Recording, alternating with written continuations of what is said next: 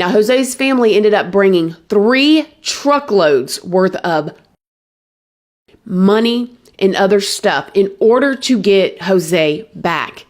This is some mess I don't want to be involved in, y'all. Gonzalo Lopez. He was convicted of an aggravated assault, a possession of green, a failure to stop and render aid in a hit and run, and an unauthorized use of a motor vehicle. In 1996, he was convicted of all the charges and sentenced to 8 years in prison. So right out the gate, when he started getting arrested, I mean, he hit it high. He was already sentenced to 8 years in prison when he first started getting caught. And then on May 11th of 2004, not long after he was released from prison, Gonzalo was a passenger in a vehicle that was observed speeding by 2 sheriff's deputies. As the police attempted to pull the vehicle over, the driver sped away. A high-speed chase began. During the chase, shots were fired at the police by both the driver and Gonzalo. The vehicle later stopped and both men fled on foot. The driver was captured the following day and was sentenced to 60 years in prison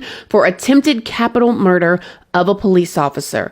Gonzalo, however, remained at large. Now, while Gonzalo was on the run, he didn't just hide out and decide to stay out of trouble. No, he kept right on with his life of crime. And on March 23rd of 2005, him and an acquaintance named Rick broke into the home of a 37-year-old Jose Guadalupe. They were both armed, and the men tied up Jose and threatened his wife at gunpoint. They then took Jose against his will and took him with them in a red car. Jose's wife later received a phone call from him where he told her he was okay. However, the calls later stopped. The following morning, Jose's wife called the police and reported the kidnapping. And just from me hearing that, I have got to believe that they were into some stuff, right? This type of thing obviously doesn't happen for no reason. They busted into this man's house with his wife there, tied him up, took him,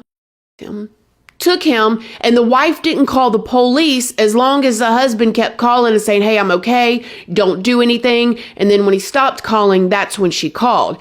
I don't know about y'all, but somebody breaks into my house and takes my husband. I mean, I don't know. I just can't comprehend living that lifestyle where as a wife, even you're so afraid that you do not say anything. Like that has to be terrifying. And that's what brings us to Gonzalo and Rick were working for the cartel in Mexico. Now, according to Gonzalo, the leader of this cartel, named Juan, had ordered him and Rick to go and get Jose and take him because he owed the cartel $40,000. According to Gonzalo, the group of people fronted Jose this $40,000 worth of green and white, and he took it and never repaid them. And that's why they busted in the house and him and Rick took this guy, Jose, that owed his group the $40,000 to Gonzalo's mother's house, okay? Took him back into the shed, tied him up, whooped him up, and was holding him for ransom. Can you imagine?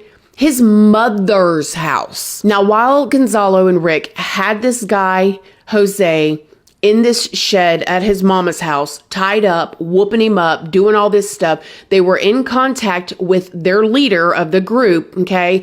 And they were in contact with Jose's family. Now, Jose's family ended up bringing 3 truckloads worth of money and other stuff in order to get Jose back.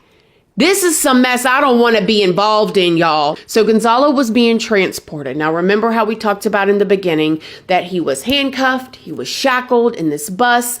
The bus had a divider between the inmates in the back of the bus and the driver in the front of the bus, as well as a correctional officer in the back with the inmates that are all handcuffed and shackled, and the people that are driving the bus and the ones sitting next to them. So it's not like they're literally on a bus. Like this was secured. And I have to wonder if there was an inside job of this escape, because nevertheless, now they're saying that Gonzalo had a shank that he snuck on him, which makes me wonder how that was possible, because I know for us, and I ended up in a low security prison, they search you anytime you go in and out of anywhere. And I'm talking about bend over, spread it wide open and cough. I'm not talking about just a little bitty spread and cough. No, they look up inside of you. They want to see out the front of your mouth when you cough from the back. So you got these inmates that are severely violent criminals that have done heinous things that are being transported, and he ends up getting a shank on the bus. Seems weird. Nevertheless, that's what happened. So Gonzalo was one of 16 different inmates on this bus being transported by the Texas prison system to a medical facility. Now, they're saying that Gonzalo was able to remove his hands and his leg shackles with this sharp shank, pick, whatever he had, and then cut through a metal door with it, you guys. Then after he cut this hole of this separation between him and the driver up front, he crawls through it and he's the bus driver. After he's the bus driver, who was also a correctional officer, obviously the bus pulls over, the bus stops, and a fight breaks out between Gonzalo and these officers. I guess he ended up getting the best of them because he ended up getting the bus and driving off with it. As he drove away, the officers fired at the bus and hit the tires. Gonzalo was able to drive the vehicle for a mile before wrecking it. He then fled the bus on foot and escaped into some woods where he successfully evaded the law enforcement. A woman named Melanie, who's a resident that lived in that area, was driving by where Gonzalo crashed the bus and took a video of Gonzalo running off into the woods and can be heard yelling to the police, "There he is, there he is." The police said, "Yeah, we know," but it didn't appear that they were chasing after him. A grandfather who went and picked up his 4 grandsons. They went with their grandfather, Mark Collins, to their family hunting ranch so they could spend time fishing and hunting together, and they weren't expecting anything. June 2nd of 2022, allegedly investigators had went to their hunting camp and cleared it. No problem. Nothing to see here, whatever. So later on, when Mark Collins got his boys to take them to the ranch, they were expecting just to have a good time, like everything had been cleared. What Mark Collins, the grandfather, was not told was just a couple days before he took his grandsons to this ranch, a house not far from the ranch had been broken into, and all of the signs of Gonzalo hiding out there were there.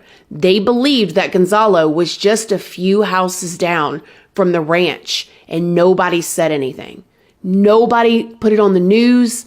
Nothing. A concerned relative of the family hadn't heard from Mark, the grandfather, or any of the boys, and so they contacted the police later that day. The police arrived at the ranch at around 6 p.m. on June 2nd, and they discovered the bodies of all 5 family members, the grandfather and the 4 young boys. The medical examiners would later say that all of them were killed by gunshot wounds and stab wounds. So you guys envision like this grandfather taking his boys to the ranch, walking in and having no idea what was in store for him. They still don't know if Gonzalo, was already in the ranch or if he arrived at the ranch after they were there. But it's just absolutely devastating. Gonzalo's was immediately named a suspect, and the police soon learned that guns and the family pickup truck had been stolen. Police then sent out a statewide alert informing the other police to be on a lookout for a white 1999 Chevy Silverado. Local residents were outraged when they learned that Gonzalo was still in the immediate area and had committed these murders of this family. The locals obviously felt they should have been warned that Gonzalo was still in the area. They all thought that they were safe. I even listened to one interview where a woman said that her and her children were outside swimming in the pool that day, and it literally was right there, the ranch. It could have been their house. I mean, it could have been anybody's house. And they knew that Gonzalo was in an area within a 5-mile radius of the ranch, and everybody in the community thought he was gone. They thought that they were safe, but he was there. I even listened to an interview with Ashley Banfield, and she said that she begged investigators and the police to come on and tell them, watch out for him. He is out there, and they wouldn't do it. So they would not get on television and say, protect yourselves, lock your doors, there's a dangerous man. And this is what happened. This grandfather with his 4 grandkids drove into their ranch expecting to go fishing and camping for a week, and were never seen again.